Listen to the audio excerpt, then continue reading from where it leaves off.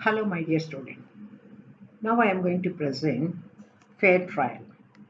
What are the rights of the fair trial, particularly to the accused person available under the CRPC?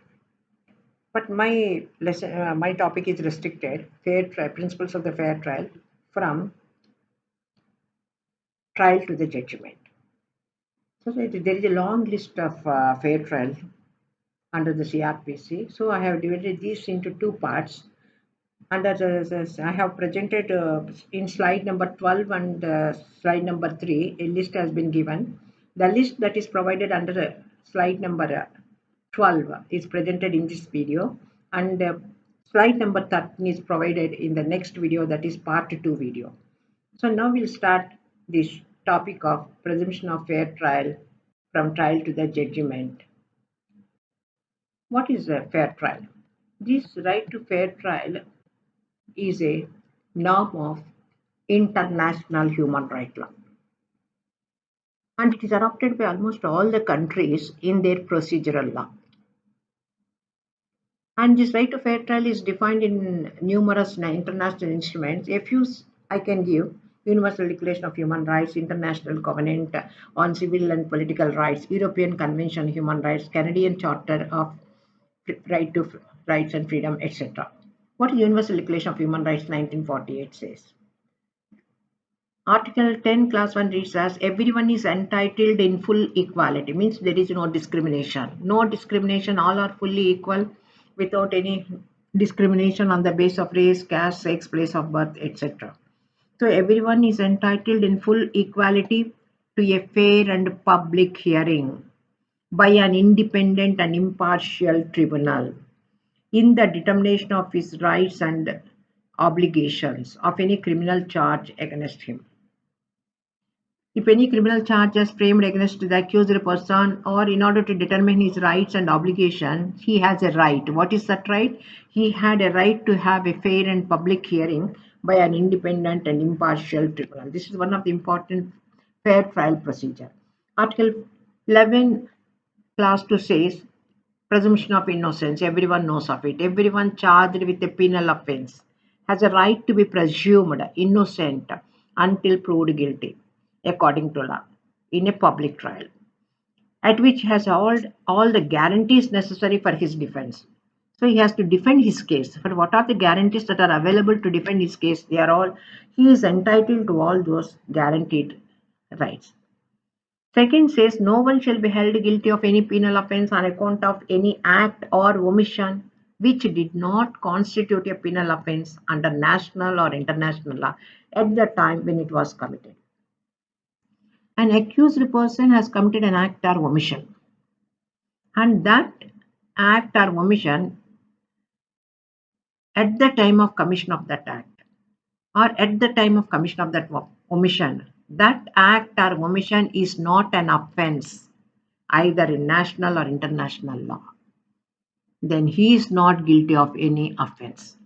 What is required is, at the time of commission of an offence, the act or omission must be an offence. Then only he is held guilty for an offence. I will give one example. Hindu Marriage Act was passed in 1955. Monogamy is one of the essential conditions for a valid Hindu marriage. So after 1955, if any person married second time during the existence or subsistence of the first marriage, he is held guilty for the offence of bigamy, because at the time of second marriage, bigamy is an offence, and the bigamy was passed and it is an offence. Suppose a person has married second time during the lifetime of his first wife, before 1955.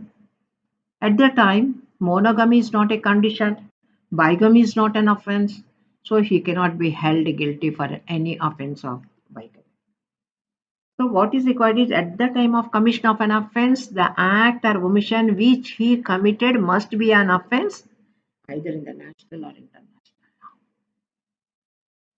Then only he is guilty. In the criminal law, everything is to be taken into consideration at the time of commission of the act.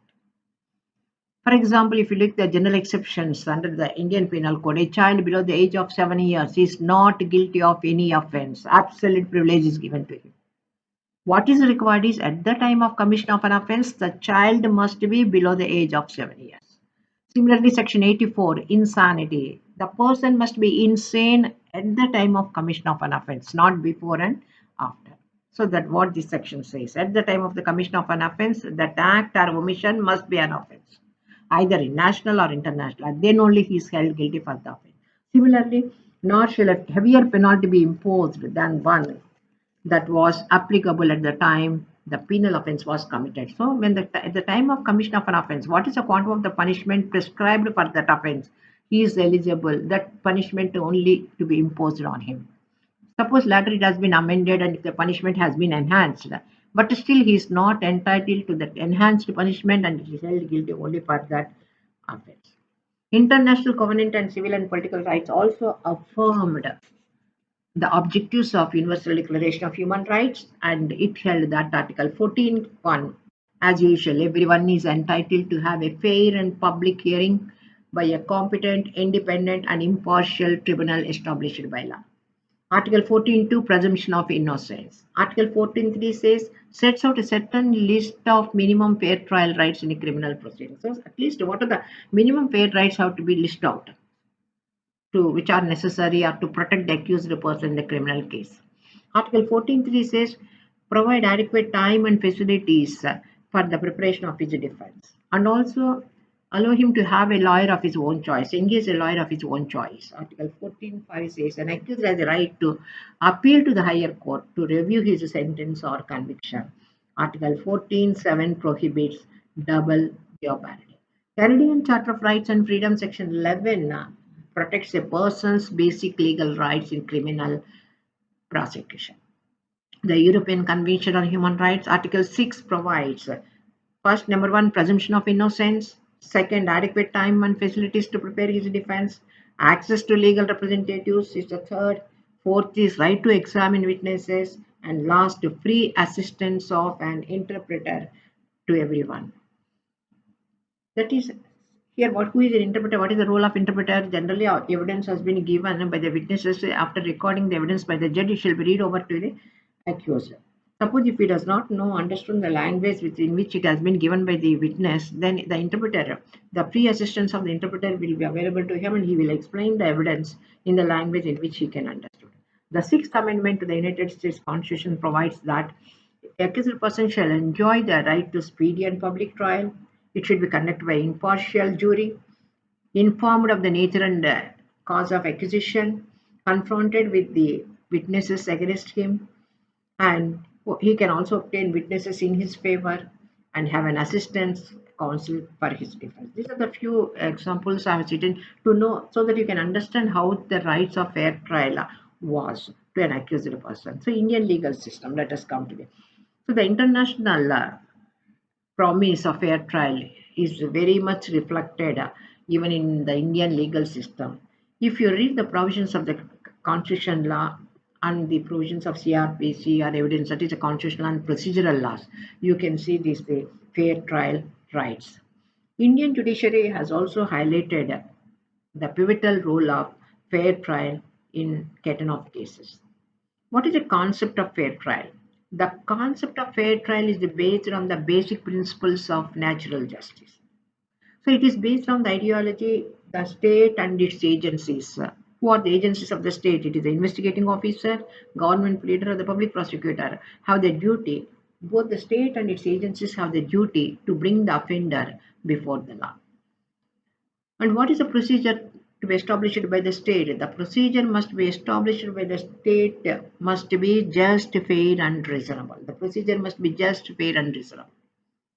Not only that, the Indian courts have recognized, observed that the primary object of criminal procedure is to ensure a fair trial of an accused person. It is the object of the object of the criminal procedure is to give a guarantee to a fair trial procedure to the accused person. The right to fair trial is a fundamental safeguard to ensure that individuals are protected from unlawful or arbitrary deprivation of their human rights and freedoms, particularly the right to liberty and security of the persons. In Kaliram as a state of HP, the Supreme Court observed that it is no doubt that wrongful acquittals are undesirable.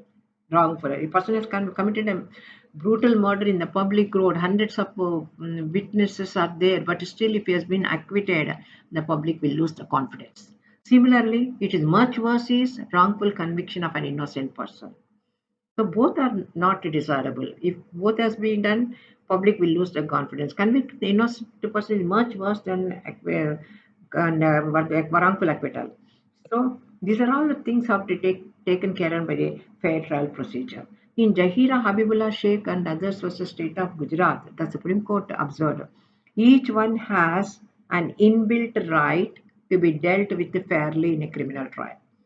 Denial of a fair trial is much injustice to the accused and also to the victim and the society.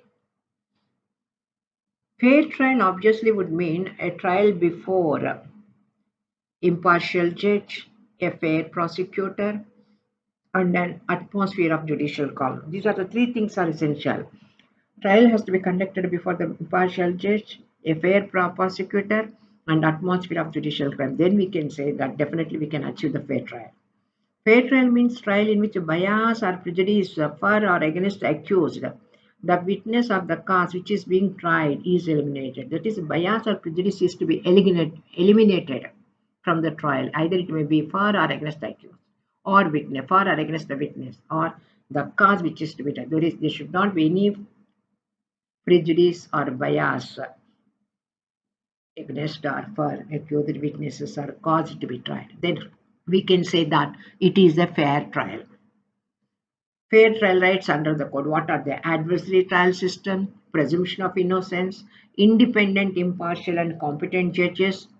That is what when you can say independent, impartial, and competent judges. Separation of courts of judiciary from the courts of executive, courts to be open, judges or magistrates not to be personally interested in the case, transfer of case to secure impartial trial, competent judges made available through hierarchy of the courts, qualification of the judges. So these are to be presented only in this first part of the video. And this second part, this part is to be represented by the competent lawyers, venue of the trial, rights of the accused person at the trial, right to know the accusation, right of the accused to be tried in his presence, evidence to be taken in the presence of the accused, the right to cross-examination of prosecution witnesses, right to produce evidence in defense, right to have a reasoned decision, doctrine of atrophy acqui and atrophy convi, rules, right against self-incrimination, expeditious trial will be presented in the second part of the video. Adversary trial system. This adversary trial system is based on accusatorial system. The adversary system is based on accusatorial method. That is state on one hand, where the state is conducting the case through the prosecution or the additional public prosecutor. They are representing on behalf of the state on one party, and the other is the defense, that is accused engage a lawyer of his own choice. So prosecution and defense, and here the judge is only the neutral referee. The adversary system is more or less based on the notion of reconciliation of public and private interest. What is a public interest? Public interest is punishing the criminal and prevents him not to commit a crime. Punishing the criminal and preventing him not to commit a crime is a public interest. What is a private interest? Protecting the innocent persons from the wrongful convictions and protect their rights, particularly personal life and liberty. So thus it serves more two purposes, that is public interest and the private interest. In adversarial system, generally the responsibility for the production of evidence is lies on the prosecution. What about the other system? Acquisitorial system, the other is the inquisitorial system. In the inquisitorial system, the responsibility of production of evidence at the trial is the job of the trial judge. The duty of the trial judge, he must produce the evidence, and also not only producing the evidence, but at the same time he also choose to whom he has to be called as a witnesses, what are the questions how to pose to them. These are all everything. The role is judge is very heavy when compared to the acquisitorial system. But if you read the some of the provisions, close reading of the provisions of the CRPC, some of the provisions clearly shows that there is a departure from the adversary trial system. We are saying adversary trial system judge is a neutral referee, but here the judge is taking an active role in some of the, if you look into the some of the provisions. So when the judge is taking active role in the trial procedure, it clearly shows that it is a departure from the adversary trial system. What are they? Sections 228 and 240. If you read these two sections, it clearly shows that charges are framed by the court and not by the prosecution. That means judge is taking an active role. And 303 and 304, the accused not only has the right to defend his case by engaging a lawyer of his own choice.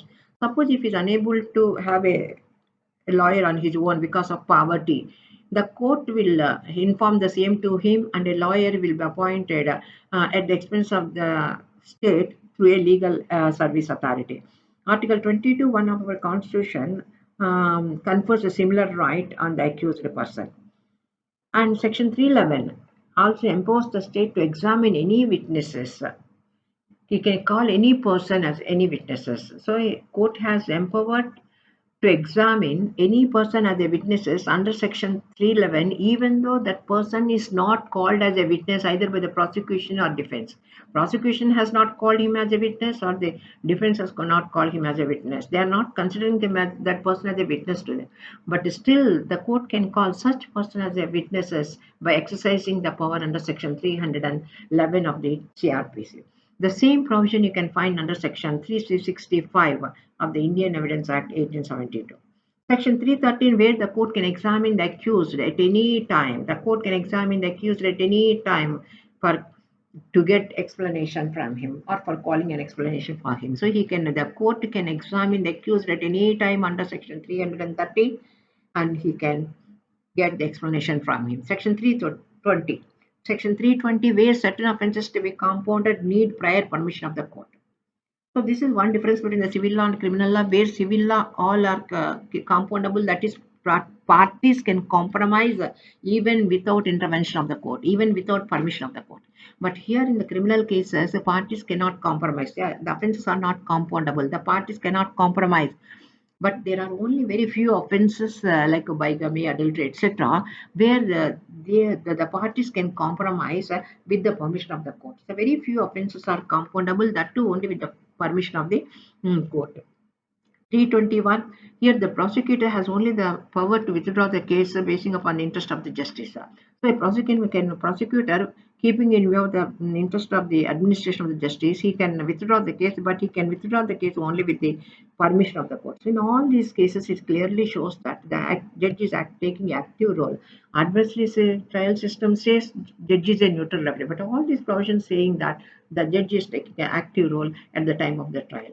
In Himanshu Singh Sabharwal and others versus State of MP 2008 case, the court observed that if the trial is not imparted to the parties or the fair, and the court thinks that the prosecutor is not discharging their duties or not acting in the requisite manner, then the court can exercise its power under section 311, and he can call any person to appear before the court and to produce any material evidence or the documents.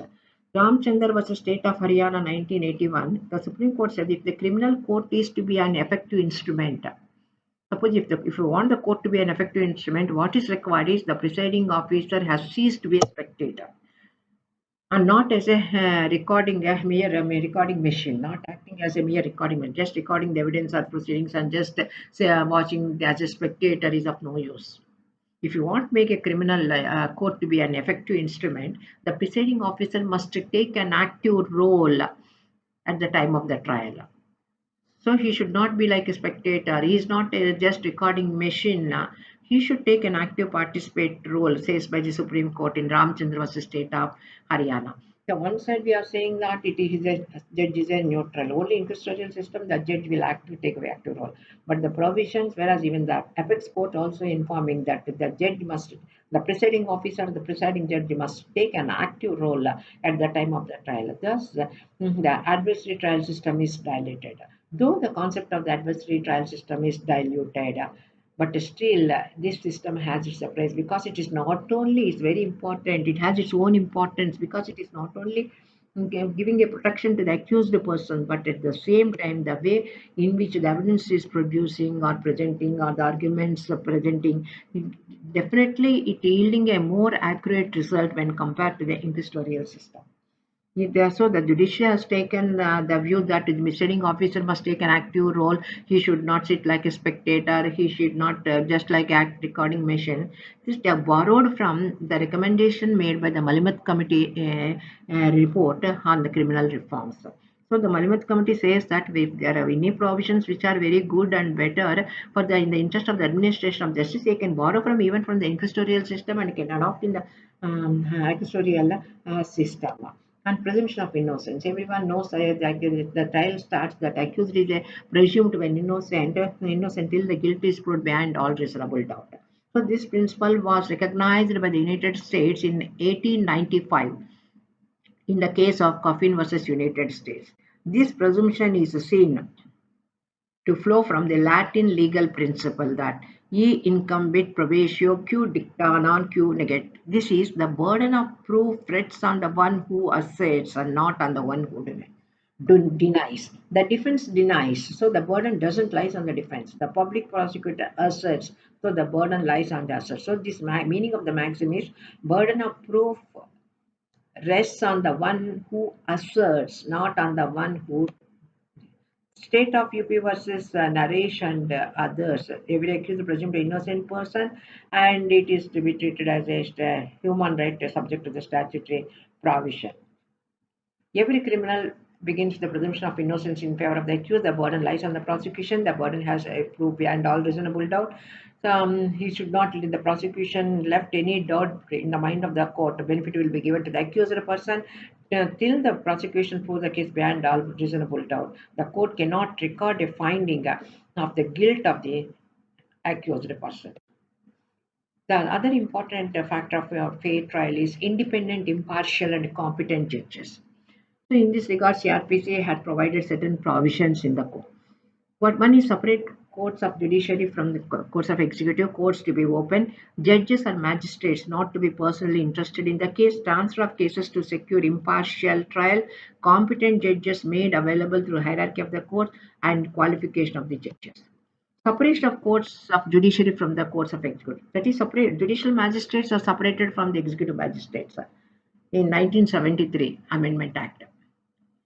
So they've separated judicial magistrates and executive magistrate, and the judicial magistrates are brought under the direct supervision of control of the High Court. Though the initial appointment lies on the state government, but final appointment, up to supervision and everything in the hands of the High Court only. What is the advantage of this? By making the separation, the judiciary independent body. They are no way connected with the prosecution. And also the very important factor is that judiciary is free of all the suspicions, executive influence and control. There is no executive government control, executive influence, government control, nothing. They are directly under the control of High Court. So they are free from all this executive influence and control. So Section 50 of the Constitution also imposes similar duty on the state to take steps to separate the judiciary from the executive. Second point is courts to be open for impartial, that is independent. Separating judiciary from the executive and independent, making the judiciary an independent. Now impartial. What is when the trial will become an impartial, or when the judge will become an impartial? Courts to be open. Section 327 of the code makes a provision for open court for public hearing. Trial has to be conducted in public in an open court. Trial is to be conducted in an open court. That is, public have an access to enter into the court at any time whenever they want. But here the discretionary power is given to the judges and the magistrate that if it thinks fit, he may not permit either the whole public or any particular person to enter into the court. A discretionary power is given to the judges. He may deny the access. The court may deny the access of either the public in general or any particular person. And this conducting a public trial in an open court has two advantages. One is it is check against the judicial caprice or vagaries, and second is third, it is a powerful instrument for creating confidence of public, particularly in fairness, objectivity, and impartiality of the administration of criminal justice. So public will have a confidence. It is a check against judicial Caprice or Pagris.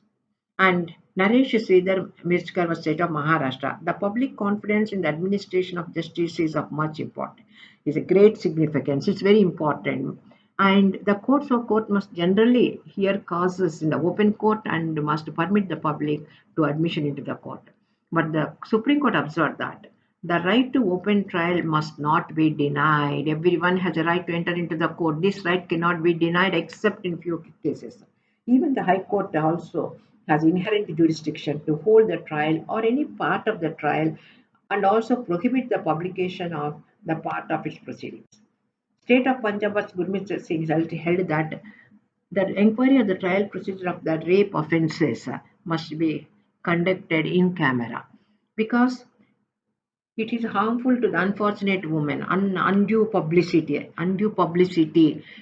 causes harmful to the woman. Not only that, it make their life miserable in the society. So undue publicity makes their life miserable in the society. For that, that's held that all the rape offences and trials are to be conducted in order to protect the interest of the woman. The trials are to be conducted in camera.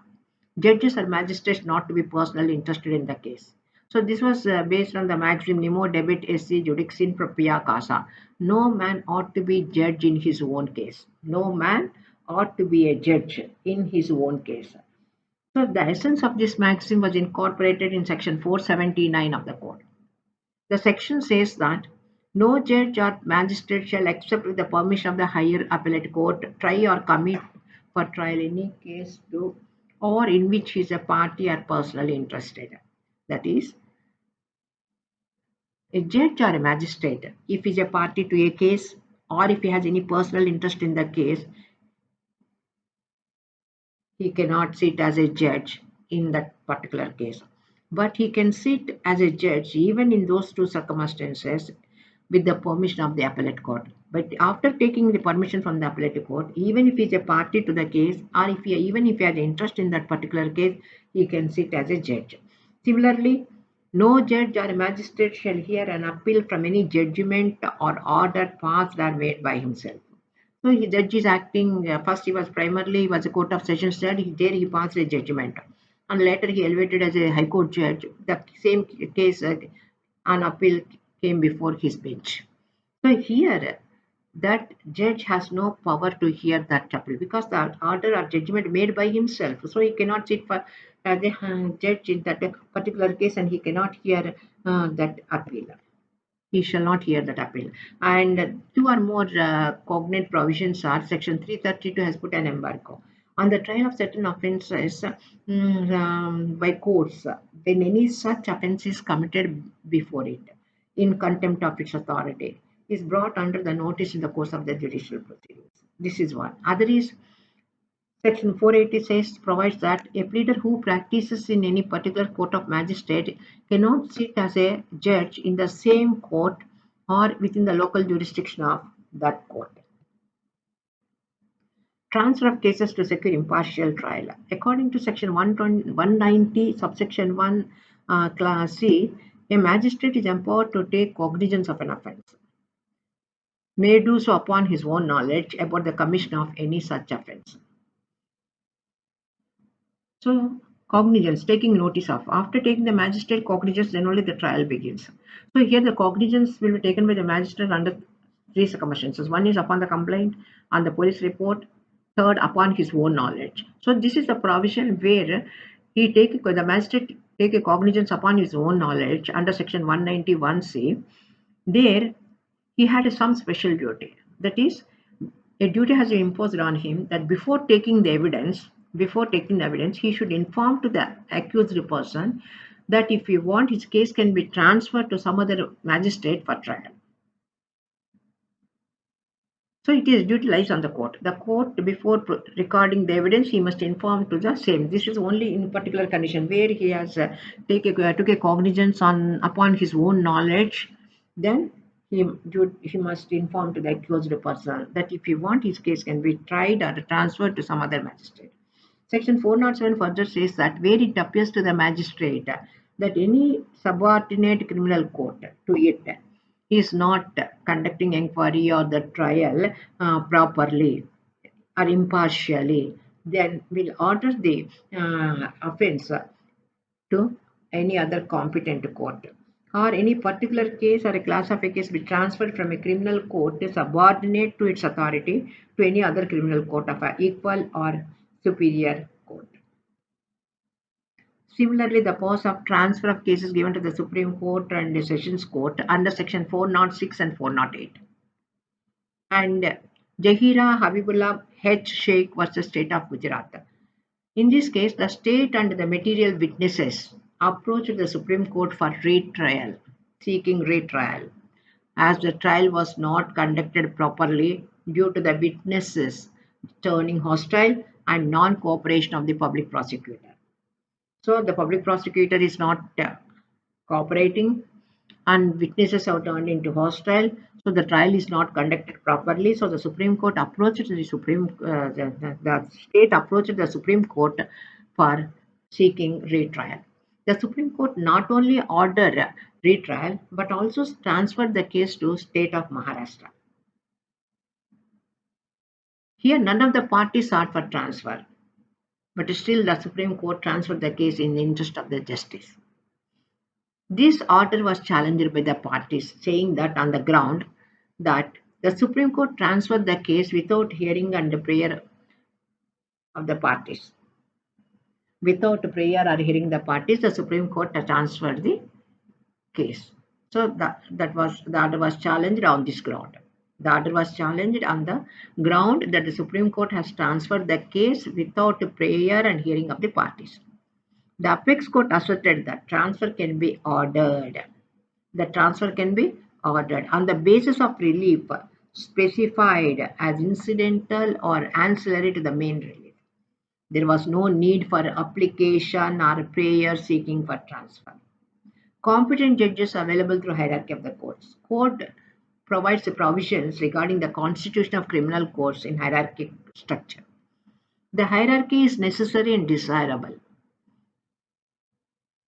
because there are heinous cases and petty cases. Offences are very serious and petty offences. The complicated heinous offences which require a severe penalty have to be handled with utmost care and caution by a better qualified and experienced judge. But in case of petty offences which involves a light punishment and needs and quick disposals can be handled by a subordinate judiciary. But Section 322 to 325 indicate the policy of making available competent judges for handling cases in certain peculiar circumstances, particularly with respect to the children and women.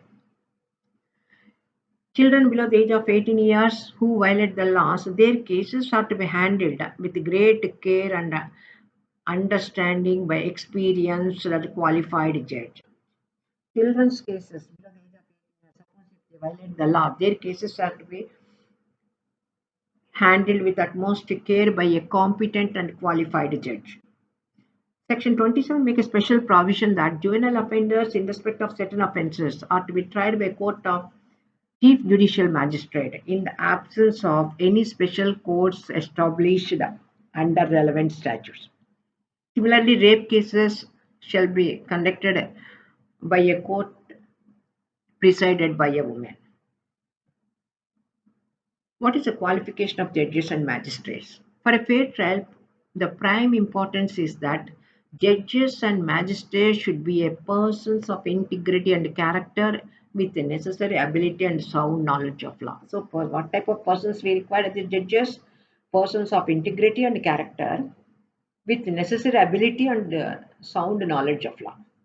The code has not provided any specific provision in this regard, but Section 13 and 18 are provided in respect of appointment of special magistrates. But it is only the state government and the High Court shall take all reasonable steps to appoint the competent persons in the place as the judges or the magistrate. So this is some of the principal features of the fair trial, and this essay is only half I have completed. The remaining, in continuation of the remaining half, you can go through the part 2 of next video, in continuation, and the whole part 1 part 2 equal to one particular topic. Okay, thank you, all the best.